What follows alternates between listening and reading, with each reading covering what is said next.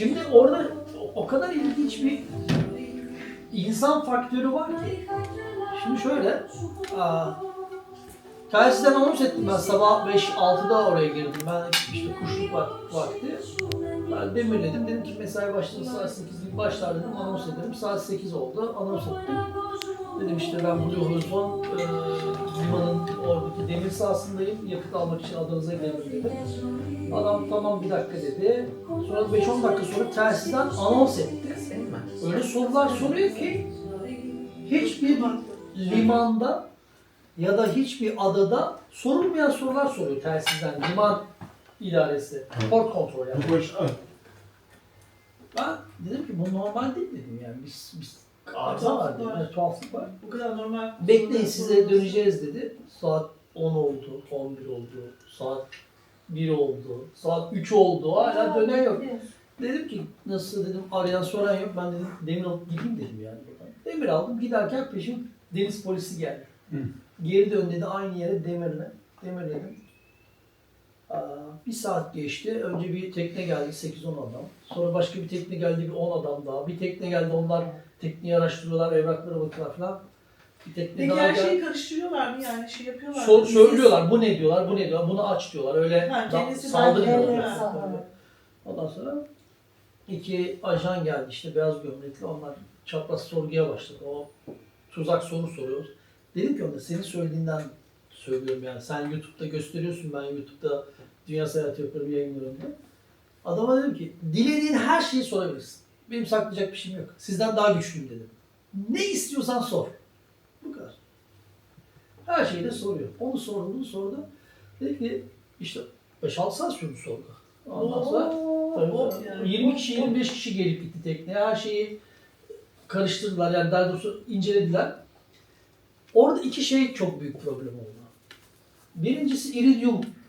Hindistan'ın tüm karada ve adalarında uydu telefonu yasak. Ajan kabul ediliyor uydu telefonu. Teknede iridium var. Dedik uydu telefonu var mı? Var dedim. Çıkart. Oo hepsi böyle falan. Sonra o özel ajanlardan biri şey dedi. Ömer'im, aslan Ömer'im ne yapıyorsun? Şey dedi, seni dedi bırakacağız dedi. Ama dedi, Şeyler mi? Nesin falan geldiler mi? Sana mı geldiler? sen dedi, Tayland'dan geldiğini söylemiştin. Tayland'da dedi, Ara bak. burada çekildiğin senin tanıdıkların da fotoğraflardan var. birkaç tane dedi, göster dedi. Telefonda. Tabii ki. Zaten telefonum ellerinde geziyor herkesin. Ben de açtım işte. Tayland'daki videoları. Ceren olsaydı bende gözlükler var kimse anlamaz. Şimdi öyle bir şey ki çok ilginç bir şey ya. Neyse telefonda gösteriyorum bak Tayland şudur budur dedim işte tekne demirde işte Phi adası işte Phuket, Kata Bay ıvır zıvır gösteriyor falan. Tak bizim botta Oğuz'da resmimizi gördü.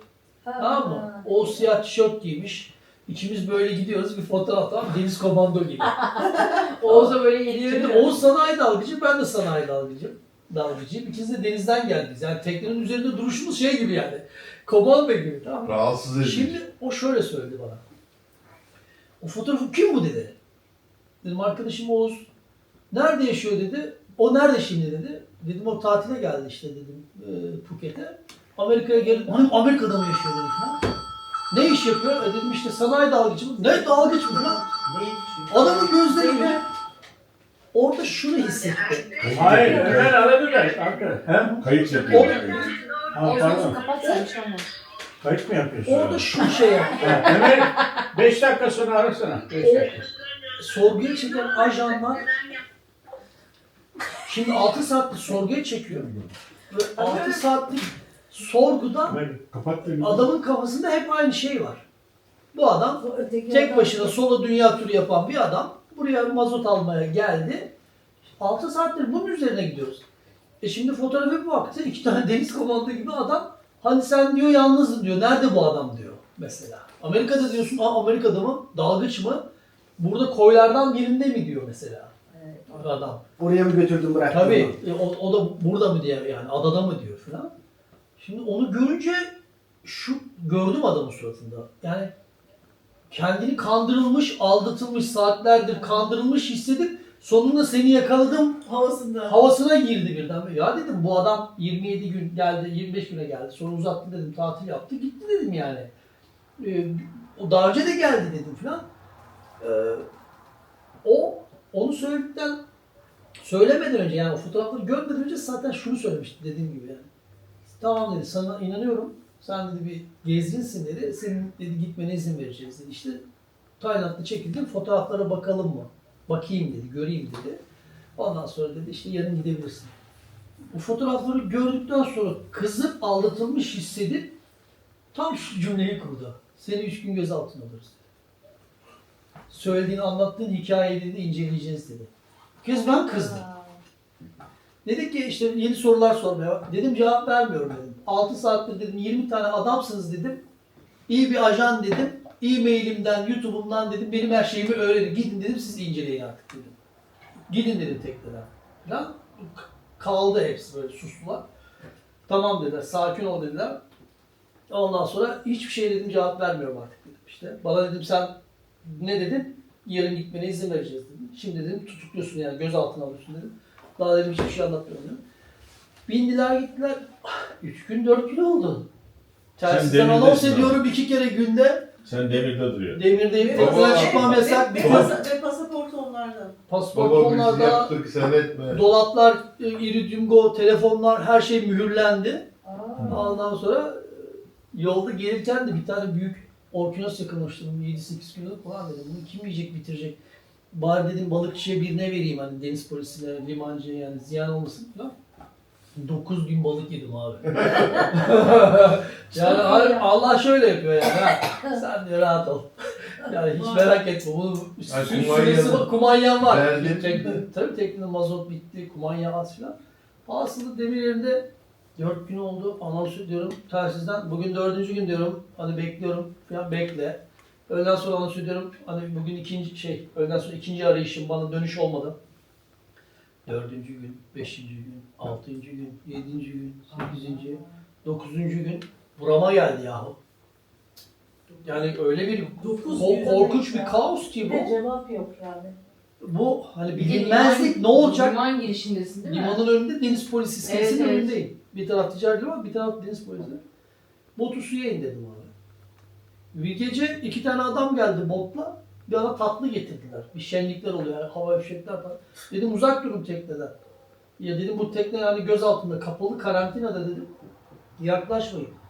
Şimdi görün oradan deniz polisi der ki tekneye birileri geldi onlara bir şey aldım bir şey verdim güme giderim yani. Çünkü Hindistan öyle bir ülke. Sonra bir hapse girsen el arabasıyla geliyor orada makarna herkes yemek yersin 6 ay 9 ay öyle. Tekne limanda ne halde batar mı çıkar mı boru mu yer soyulur mu orada cezaevinde ben aylar geçiririm. Sonuçta 9. gün botu suya indirdim. Gittim deniz polisi iskelesine dedim liman başkanı ile dedim görüşmek istiyorum ben. Bugün dedim 9. gün oldu. Saat dedi 11'de gelecek dedi. Ofisi de işte 3 kilometre ileride dedi. Dedim oraya gitmek istiyorum. Tamam dedi git dedi. Ondan sonra gittim. Sekreterine dedim işte adamlar arkamda. Dedim başkanla görüşeceğim. Dedi bir saat sonra gelir beklerim dedim. Bekledim. Geldi adam. Beni gördü gözleri büyüdü.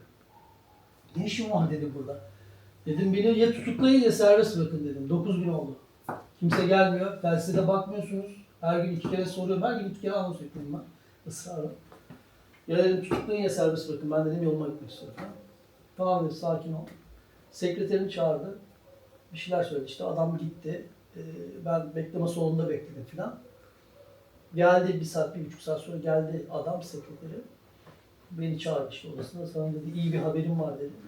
Yarın dedi senin için dedi güvenlik konseyi toplanacak dedi. Adanın güvenlik konseyi. Tabii sadece polis yok. Bak deniz kuvvetleri, sahil güvenlik, deniz polisi, liman başkanlığı, istihbarat hepsi işin içinde. Konsey toplanacakmış, benim için karar verecekmiş. İşte dedi, yarın dedi senin kararın çıkacak. İyi haber bu abi. Nasıl? Sana bomba haberim var. Bomba haber. 9. gün oldu, 10. gün. Daha yok haber. Sonra teknede oturuyorum böyle küçük kırmızı denizaltı yanaştı benim tekneye. Süs, gezgi, turistik denizaltı. Çekti onun da videosunu. Bu liman başkanı geldi. Fatih dedi, sakın dedi, konsey toplandı senin için dedi, serbest bırakılıyorsun dedi. Ama dedi sakın benim ofisime geldiğini söyleme dedi. Ben hapse girmek istemiyorum dedi. Adam tekneyi terk edip ofisine geldiğini söylememi istedi. Karaya çıktığını ve onunla görüştüğümü söyledi. Sakın söyleme dedi. Ben de hapse girmek istemem. Tamam dedim, merak etmedim ben. Söylemem dedim. Hatta onları da yayınlamadım ben, kestim. O tekneye çıkarken o konuşmaları ben her şeyi kaydettim. Benim teknede çok fazla telefon denize düştüğü için hep 2-3 tane telefon var. Benim telefonumu mühürlediler ama daha önce denize düşen telefonları gittiğim ülkelerde tamirciye veriyorum, yaptırıyorum. Hep 2-3 tane telefon var teknede. Bir de Türkiye sim kartım var. Onu taktım, çalıştı. Josie ile, Geveze ile program yapıyoruz. Konuşuyorum ben gece şey yapıyorum. İyi misin Fatih diyor. İyiyim diyorum da Geveze diyorum. Eğer Türkiye'ye dönersem, bu yolculuk kitabını yazarsam en heyecanlı sayfaları şu anda yaşanıyor. Yani ama dedi daha fazla bir şey söyleyemem. Ya dedi yardım edelim falan. Yok dedim. Daha fazla bir şey söyleyemem. Çünkü ben Barcın'a, Oğuz'a, Geveze'ye desem ki gözaltına alındım, beni kurtarın. Onlar bizim dış işlerini arayacak. Dış işleri Hindistan'ın arayacak. Hindistan'ın dış işleri onların askeriyesini arayacak. Bürokrasi bir girecek işin içine. 2 sene oradayım. Dedim ki kimseye söyle. Tabii öyle. Doğru. Derin şeyler var. Doğru. Sen benim işte dış işlerim var, konsolosluğum var, arkadaşlarım var. Hepsi hikaye. Orada sensin can pazarında olan. Hasılı ben kimseye bir şey söylemedim. Sonra Barcın, Oğuz, Geveze'yle de ya niye söylemiyorsun? Söyler miyim ben dedim. Ben 9 günde yırttım. Söylenir mi? Söylemeyeceksin. Ve sonuçta bütün Gel. seyahatin gerçekten en çarpıcı noktası orası kaldı. Bir şey söyleyeyim mi? Çok daha beterleri var. Vallahi. Okursunuz yani. Ay, O lütfen kitabı bitir okurken artık. var ya, ya kitabı ısıracaksınız ya da diyeceksin vay be diyeceksiniz. Adamı Çok yiyorlar, çiğ çiğ Şey yiyorlar. hatırlıyorum böyle. ben, bir yer vardı. Onu Sürekli biliyorum. çoluk çocuk geliyordu. Hepsinin hiçbirinde işleri falan yok böyle. Ya baga baga. Uyuşturucu Tekneye Orayı içmekten yazdım bitti. Tekneye tabii. çıkıyorlardı Çok hepsi. sarsıcı Siz olaylar var orada. beraber Orada mi anlatamadım. seyrettiniz? Ekranda yazdım. Yok. Aslında- Beraber mi? YouTube kanalı var ya Ha, Fatih. oradan biliyorlar. Serbest bırakıldım işte. Bir günde fırtına var. 10. gün oldu. Hani konsol toplandı. Serbest çıkma kararı çıktı. Orada şu var Emre. Siz geziyorsunuz. Size daha çok yani daha önemli bu. İnsan faktörü hocam. Bak bora yersin.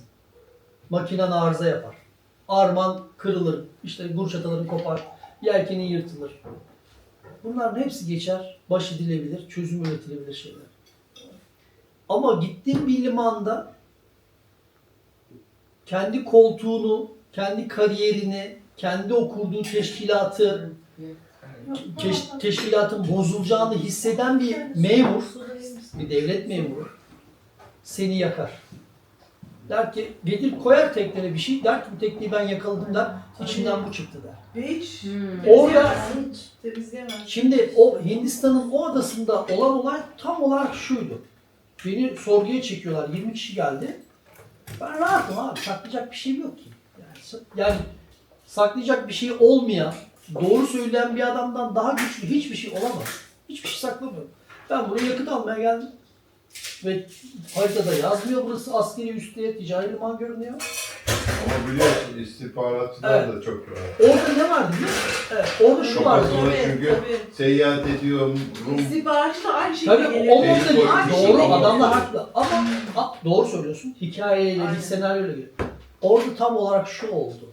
Yani benim gelen, o tekneye gelen memurlarda gördüğüm tam olarak buydu. Şimdi limancı sahil güvenlik komutanı diyor ki ya diyor adam sabah 6'da gelip demirlemiş diyor. Senin haberin yok mu? O da ona diyor ki senin niye haberin yok diyor. Öteki diyor ki siz duyuyor musunuz diyor. Radardan rapor al. Birbirleri çatışması oldu. tabii hepsi birbirinin koltuğunu düşünüyor şimdi. Herkes kendi koltuğunu düşünüyor. Ya bu Güzel adam, yapmış çünkü. Orada bu adam oyunu tabii hepsi Aynen. hepsi yanacak. Hepsi yanacak. Nasıl bu habersiz nasıl girdi bu kadar Evet. korumalar, Ama bu arada düşünmeler yakacakları biri lazım. Aynen işte Koltuğu beni yakarlardı tutanlar. orada. Yakamadılar. Niye? YouTube'um var, geliş saatim var, hiçbir şey saklamıyorum. Ne sorarlarsa doğru söylüyorum. Hepsi sarsıldı. Aslında evet YouTube orada öyle büyük bir inanç. Güç, evet. Anladınız mı demek istediğimi? Hepsi bunların Hintli memur, hepsi rüşvetçi, berbat insanlar, hakikaten iğrençler. Ve hepsi Video çekiyorsun da doğru mu? hiç sorun yok. Ha. Berbat insan. Gerçek bu ya. Hindistan'da gidin siz. Pasport memuru da pasportunuzu verin, işlem yapsın diye 3 ay geri alamazsınız. Rüşvet vermeden alamazsınız. Normal bir memurdan. Böyle mi ki burası? Ve sadece Hindistan değil. Libya'da böyle, Mısır'da böyle. Yani zor yani. Sözün özü Hindistan'da o sahil güvenlikçi, deniz kuvvetleri komutanı, liman başkanı, deniz polisi, gümrük polisi hepsi kendi koltuğunun derdine düşüp ya sabah 6'da gelip bu adam nasıl girer bu adaya diye 11 tane drone yakalanmış, bir tane görüntü balonu düşürülmüş adada. Adaya gelip sabah 6'sında demirliyor ve hiçbirinin haberi yok. İşte insan faktörü dediğim bu. Beni yakarlardı orada. Tabii canım. Yazdın mı Mustafa? Ya oraya doğru gidiyorum Hayır, yazacağım. gelmedin daha. Aynen bu şekilde yazacağım. Geldin mi? Gelmedin mi? Var oraya buraya 2 ay sonra falan yazdım. Fatih peki kısaca bir şey sorayım. O adamlarla konuşurken heyecanlanıp Hiç heyecanlanmadım. Hiçbir şeyin yoktu değil Bir mi? tek o memurun yarın gitmene izin vereceğiz deyip fotoğrafları gördükten sonra 3 gün seni gözaltına demesine kızdım. Dedim hiçbir şey artık cevap vermiyorum. İyi bir ajan dedim. Benim e-mailimden, videolarımdan dedim benim ne olduğunu bulur dedim. Gidin siz araştırın biraz dedim. Cevap Benim- vermiyorum. Libya'da tutuklandığım şeyi hissettim. Bu arada biliyor musunuz? Doğru Zeynep abi. Doğru ya bravo. Sen de Zeynep gözaltına. Aynen. Ha? Evet. Aynen. Senin şu yaşadıklarını yaşadım. ben Evleneceğini orada. Tabii, unuttum. aynen. Benim Biliyor gözlerimi musunuz? Aynı bağladılar. dönemde falan da. Fatih Libya'da- Bir gün kaçırıldı Zeynel gazeteci olarak işte gözünü. Aynı dönemde. Aynı dönemde. Fatih de Libya'daydı. Aynı dönemde Fatih de Libya'dan. kaçarken de Evet. Aldıktan sonra 2-3 saat açılmasını bekleyin. Hemen yemeyin. Düşünsene Çeşme'de loca var, deniz kıyısında. Yazın herkes penguen gibi simsiyah giyinmiş. Bu akşam bu akşamın Oradan sonu. şöyle bir ses geliyor. Korkarım ben. Saat Ne göstereceksin? yarım olmuş. Bana ne göstereceksin? Bu akşamın sonu. Evet gecenin sonu. Sevgili Fatih. Kimseden para toplayamayız. Öğlen buluştuk. Evet. Öğleden sonra bahçe, mangal, yemek bu saat oldu. Saat yarım. 1'e geliyor. Nefisti yani.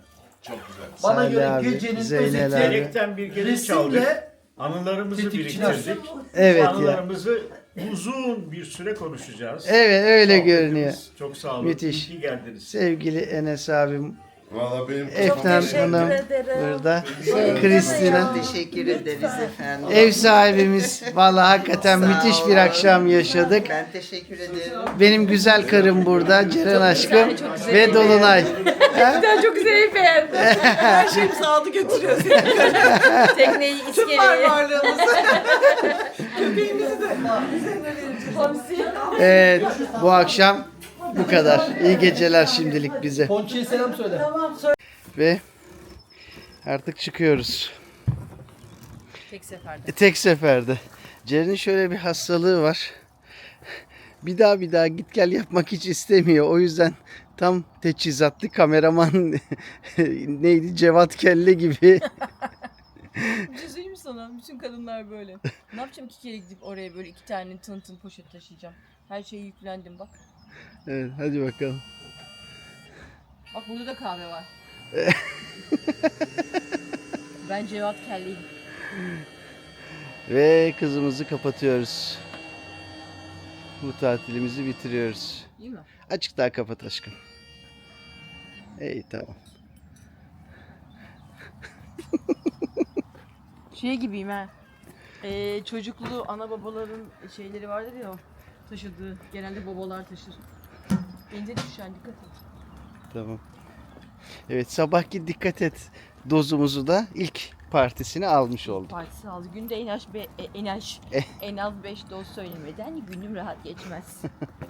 Hadi bakalım arabada görüşürüz. Şimdi ortaklara geldik. Ortakların nesi meşhur? Çöp şişi meşhur. Böyle. Güzel çöp şişimizi yiyeceğiz. Vay.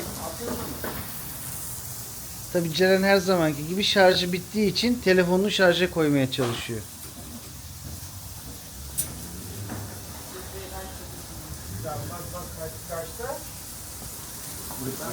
Tamam, sağ ol. Burada böyle ayakta yeniyor bu. Buranın sistemi bu.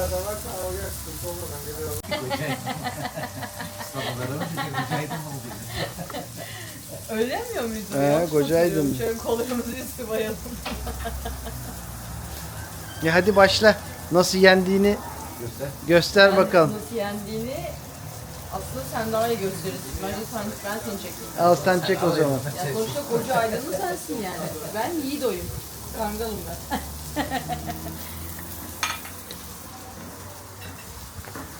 Vay vay. Ekmek böyle bir bandırılır. Ortasına göğüs sarılır. Kimyona ve tuza bandırılır. Bütünden sıyrılır. Üzerine de soğan böyle. Seni koca aydınlı seni. Bunlar tatlı mı?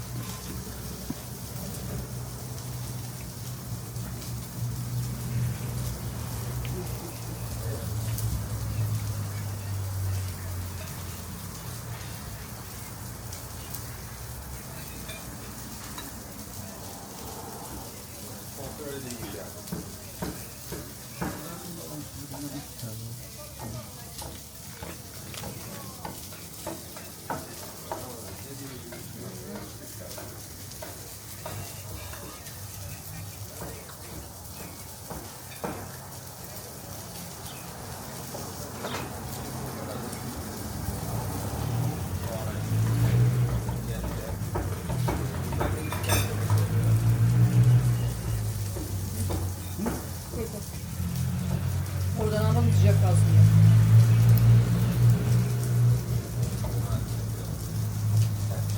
Acı mı? Bunlar çok güzel. Bunlar acı. Bunlar acı. Bunlar yerli bunlar. Çatalım da mı alayım? Elim de değil.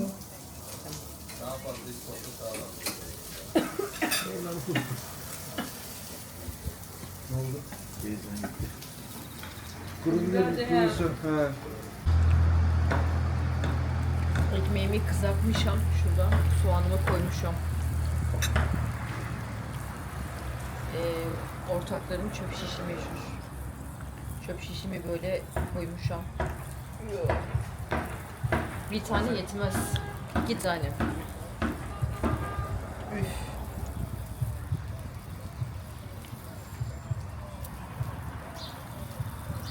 Çok güzel oldu.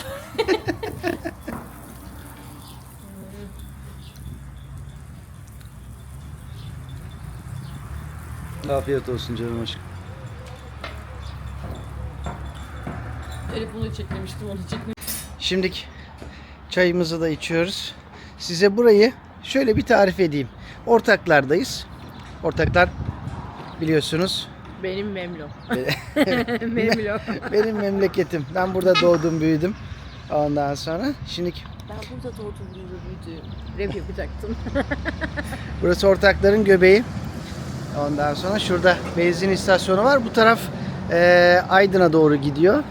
Bu yol Bodrum'a gidiyor. Eski Bodrum yolu. Bu eski Bodrum yolunun üzerinde Ufuk abinin yeri. Burası çok uzun yıllardır var. Bu kocaman büyük çöp şişçilerin... 47 yıldır, 47 Tabii yıldır. tabii. 47 yıldır var Ufuk abi. Hakikaten uzun yani. Bir ömrün yarısından fazla ya. Tabii tabii. Şimdi burada bir de eski usul yapılıyor. Yani mangalın başında yiyorsunuz. Evet. Yani Bir tane masa var ama yani en güzel orası. evet evet, mangal başında yiyorsunuz. Asıl evet Başlangıcı, aynen öyle. evet. Benim çocukluğumda bayağı hani küçükken biz böyle hep mangal başındaydı. Bu kocaman yerler yoktu.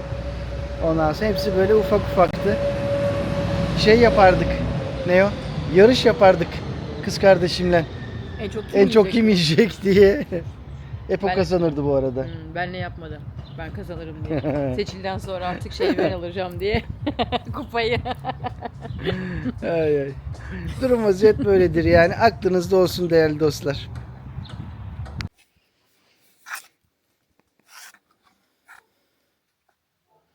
Evet geldik. Aha. Evet. Canım aşkım Ceren aşkım. Ya neler Sana- oldu Sana Emre? gül alamadım ama sana enginar Bu saatte neden? Emre çok romantiksin. Emre çok romantik bir adamsın sen. Enginar. Öf gel öpeyim seni. Aşkım. Dudağından Aşırı- öpeydin ya. Aşırı romantik. Oğlum YouTube'a çekiyoruz ha. İnsanlar izliyor. Ayıp oğlum ayıp.